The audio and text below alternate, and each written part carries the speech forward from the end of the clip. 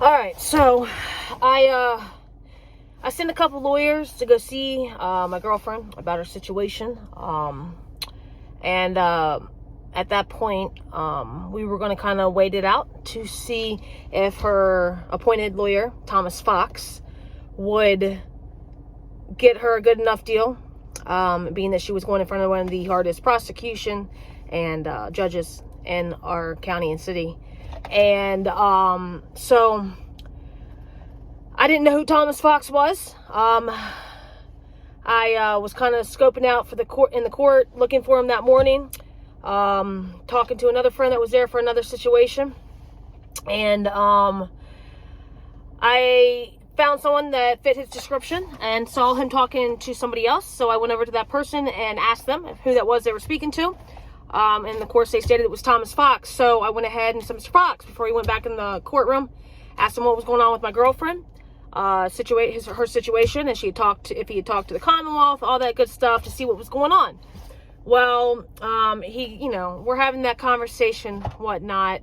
The entire time I'm having this conversation with this man, he smells like alcohol, okay? Every breath, it's pouring off his breath, every word he said. And I think I was so taken back by that. I have a lawyer in front of me. I have a lawyer that's going in here to represent my girlfriend, not to mention the other people he represents, with alcohol pouring off his breath. And so, he tells me it's going to get continued. And in my head at that moment, I'm like, you know what? We're going to hire another lawyer. Like, this is crazy. And then I go to the girl, and I almost needed just like the clarification, like, am I crazy? And I said, this MF smells like alcohol. And she says to me, I thought the same thing. And I said, okay, bet. So I literally made a scene from the top, third floor, all the way down to the first, telling every deputy I saw, and till I got to the first floor, and I asked for their boss. And I told them there's no reason that man should be in this courthouse representing anybody's life, and that he should not be at work, and that I want him breathalyzed and removed. Like, why are we allowing this man in this courthouse? Like, I can't be the first person to have smelled this. And so she tells me to contact the bar and that they would take care of it on their end.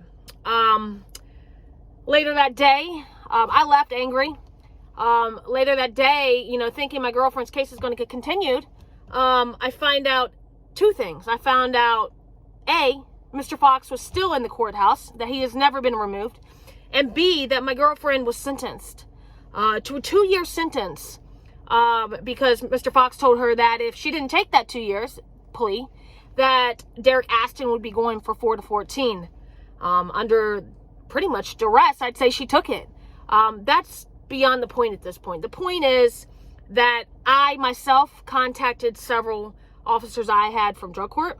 I contacted, and the moment I found out he was still there, I called back up to the courthouse asking why he was still there, which of course I didn't. I ended up leaving messages asking for follow-ups because I'm trying to figure out why this man is still in this courthouse. And then to find out that he was able to have my girlfriend sentenced, and she's not his only case. He was in there representing people all day long. And I know for a fact that every single bailiff was aware of it.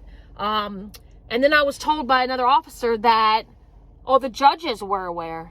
And then that evening, come to find out that, the bailiffs were messaging another lawyer locally here and saying, hey, you need to talk to Thomas tomorrow. He's in court drunk right now, making jokes about this. And, I find this concerning that we allowed that our court system, our judges, our bailiffs, our Commonwealth, everybody in that courthouse knew that man had alcohol in his breath. And I don't care if they breathalyzed him and he blew a .01. That man had alcohol in the system. That man smelled like alcohol, and they should have continued every single one of those court dates that he had that day and told that man to come back right next time. But no, we ignored it. We didn't hold him accountable.